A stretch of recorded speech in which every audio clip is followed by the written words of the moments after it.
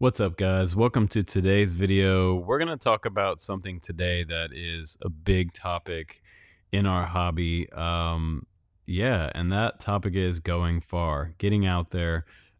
This, for many years, has been the FPV standard. This is TBS Crossfire, the full-blown version. This one goes all the way up to 2 watt with this diamond antenna, and you can go just about as far as you want with this type of module. I believe this one started out above $200 range, and now it may be around 180 or so. I haven't done a price check on this in years, but this has been my go-to for many years.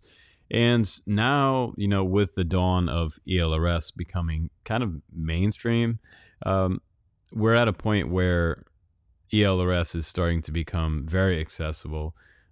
With the new module that we have out, just released from Betafpv, the Micro TX 1 watt module came to me. It comes pre-installed with ELRS version 2.1 on here, and so that's good news. I have the box here. We're going to check out what's in the box. We'll also check out this new little module. Looks very similar to Crossfire as well. You can power it with an external 2S battery, and you've got your USB-C port over here on this side for firmware updates, and it also does Wi-Fi updates, which is really cool. So you have a little joystick on this side, and that allows you to navigate the menu. You can change the power output from 50 to 100 to 250 to 500 to 1 watt. So for around the $50 price point, this module is it has a lot of value, honestly, for what this is, for around the $50 price point. So bind it up with any of the ELRS receivers and go as far as you want. And I say as far as you want, depending on how far your battery can take you, and depending on what aircraft. So people ask me a lot, how far does that receiver go?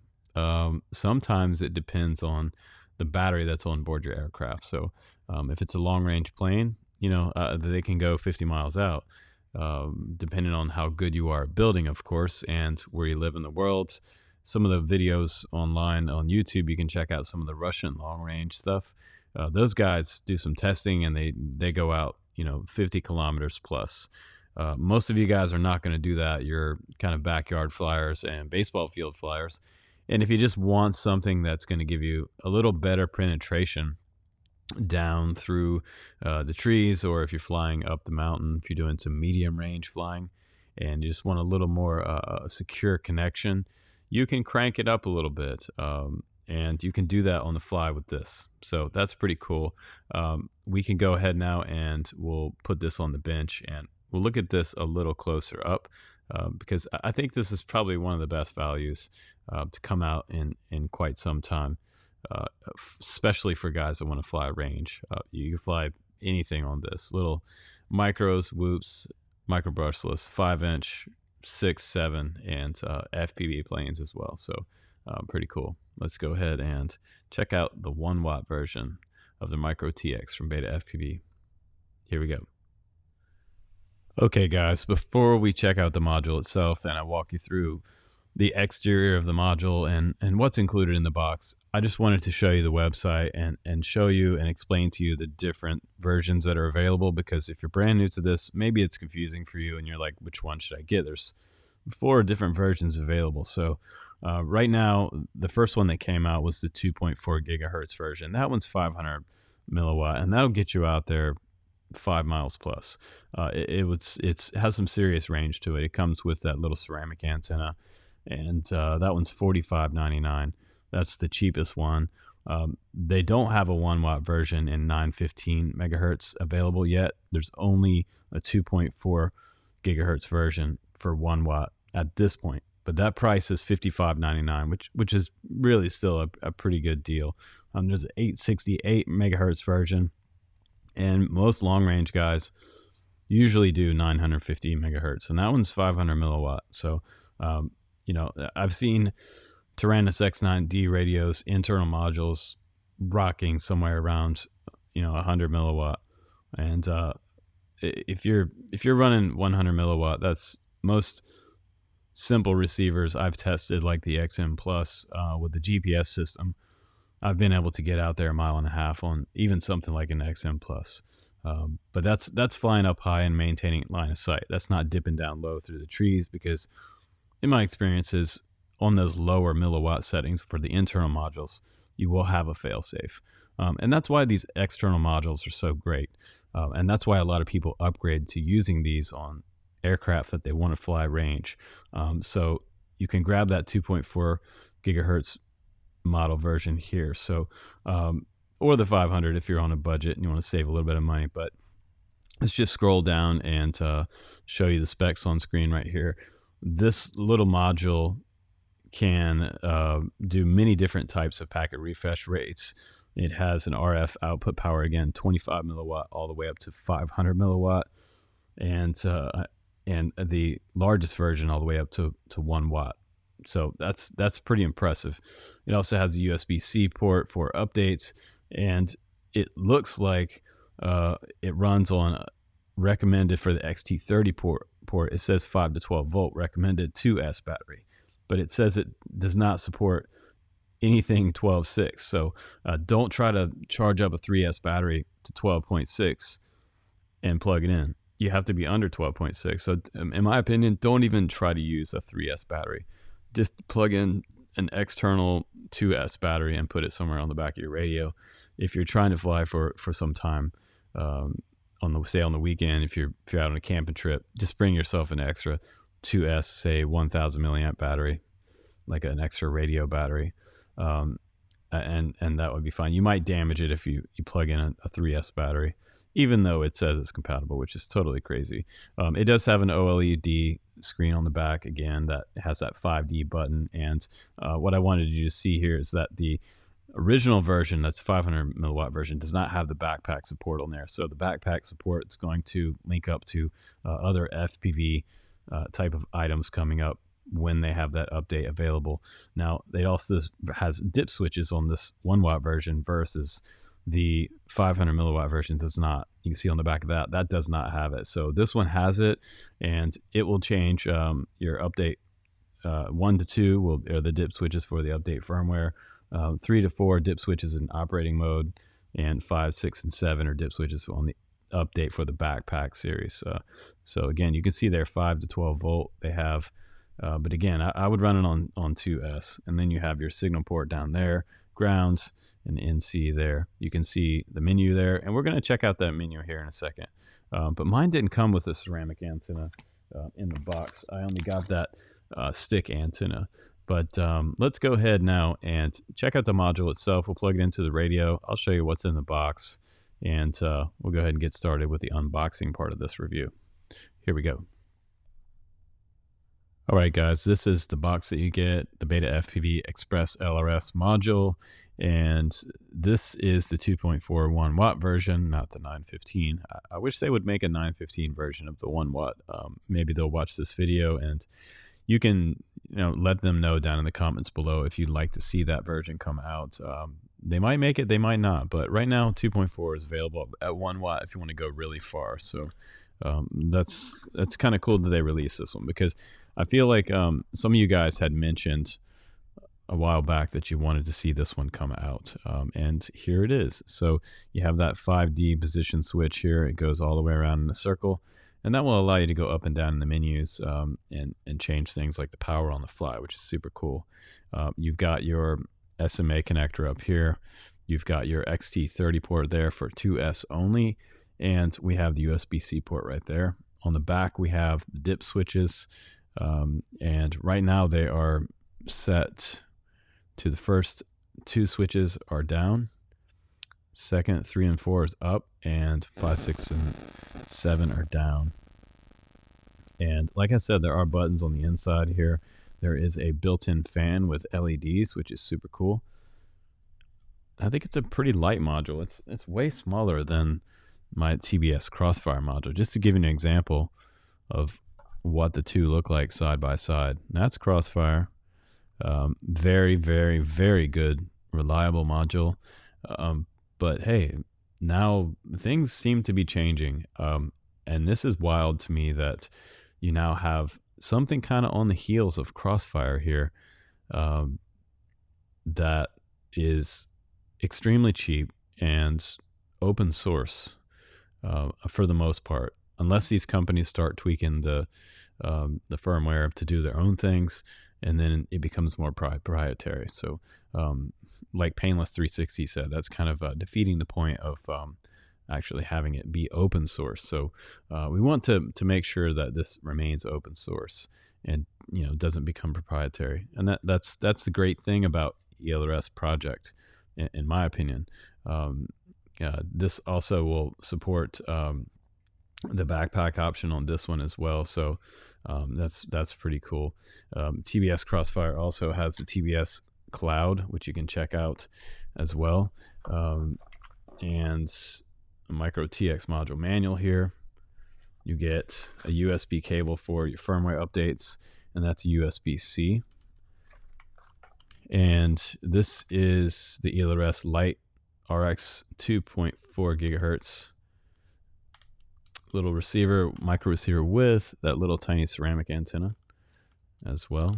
You get some extra heat shrink in there. And so I don't think you get a receiver with the module itself, but here is my ceramic antenna. I did actually have a ceramic antenna in there. That's pretty nice.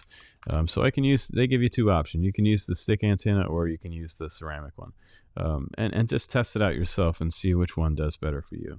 The ELRS Lite RX, again, here is this with flat antenna as well. And this one does not have the ceramic tower on this one. And I'll just go ahead and take that out. This is the stick antenna and the QR code for getting to Betafpv's website for support and downloads. You can also download the Lua script to put on your SD card and load into your radio. You will also need to do that if you're using something like the TX16S, and that's what I use. Once you do that, you set it to, you go inside the model menu and scroll down all the way to the bottom where you can select internal or external output. And once you select external, select Crossfire, ELRS, and your module will light up. And we'll show you that on the radio here in a second, but I just wanted to pull this one out and show you how small this little receiver is. I mean, this little guy is tiny. And this one has a built-in flat antenna. That's pretty wild. That little red thing right there is the antenna. So you have 4 connections on this one. RX, TX, 5 volt, and ground. You just solder up those 4 wires that they give you in the box and you are good to go. And a lot of times when I'm soldering these up, guys, if you see that you don't get sticks working in Betaflight after you do a bind, it may be that you have your RX and TX the wrong way. And a lot of times you have to swap RX and TX. Same thing with the Crossfire receivers. So usually with a Crossfire receiver, I do the same thing. If it's not showing stick movement in the radio section in Betaflight, then I'll go and switch the TX and RX on the receiver, and that usually clears up the problem. And sometimes you have just the wrong port selected, but that's a whole nother video. Now let's go ahead and plug this into the radio, and let me show you what this little guy looks like lit up, and I'll show you the menus. All right, guys, now you're looking at the module plugged into my TX16S, and right now it has external source set to Crossfire and internal modules turned off. So you'll see it load up once you do that. When you first turn the radio on, it goes through a series and cycles of different color LEDs, which is cool. I believe you can set it to different colors as well in the menus. If you use the 5D button here, you can change the settings inside the module. You can go in here and change the packet rate, the TLM. You can change the power, which is pretty cool, from 25 all the way up to 1 watt. The RGB setting is set to auto. This is your bind function here. You can also do this inside the radio menu as well in the system settings for the ELRS. And you can also do the Wi-Fi updates. And once you do Wi-Fi updates, this HTTP series comes up here, and you put this URL in your browser and connect with express LRS as the password. And then you can do your firmware updates. So that's pretty cool. And it also kind of has a cool LED once you're doing your firmware update. And if you restart the radio, it will go back to the main screen. Once you're done with your firmware update, you always want to do restart the radio. And you just click through this and you are good to go. So some final thoughts on the 1 watt version. I have to say that I haven't tested it that much yet, and I can't give a good comparison at this point versus the full-blown TBS Crossfire module. This one's still my go-to for when I'm doing some serious mountain flying, if I'm doing some distance flying out over tree canopy and things like that, where I absolutely don't want to fail safe down into the mountain. I've had to hike in down into valleys and things like that, and go in and get my FPV plane. So most of the time when I'm flying long range plane, this is my module of choice. So I think it's great that companies like Betafpv are working on open source ELRS modules, and they're starting to crank up the power for you guys. Like I said, this one does 2 watt, which is kind of crazy. I never run this thing on 2 watt, and I don't need that kind of range because basically none of my aircraft could go as far as this 2 watt can send me out. And you go higher as you go. So if you're 20 miles out, you're going to be super high in the air to be able to maintain that signal because of the curve of the earth. The 500 megahertz version is absolutely totally fine for standard application, medium range flying. You can go probably 5 miles or more out with 500 milliwatt. You can get around 1.5 miles out with 100 milliwatts. So I've tested that on XM Plus radios with GPS set up on planes. So 500 milliwatt for most people will be the standard, and that's $45, which I think is great. So the 1 watt version again is for guys that just want a little better penetration, solid signal to the aircraft. If you're doing any type of mountain flying over tree canopy and things like that, or you're doing some distance flying out over fields, and I would get the 1 watt version. So you can find the link down below for both of these. And as always, I get a little kickback on the channel if you guys decide to grab either one of these. Grab the 1 watt one and do some testing with that. Let me know how it works out for you. So far for me, ELRS is working out great, and I really love that this is kind of changing the game as far as what I'm using on the daily. I'm just using this module, the TBS Crossfire module, less and less, you guys. So that's interesting to me.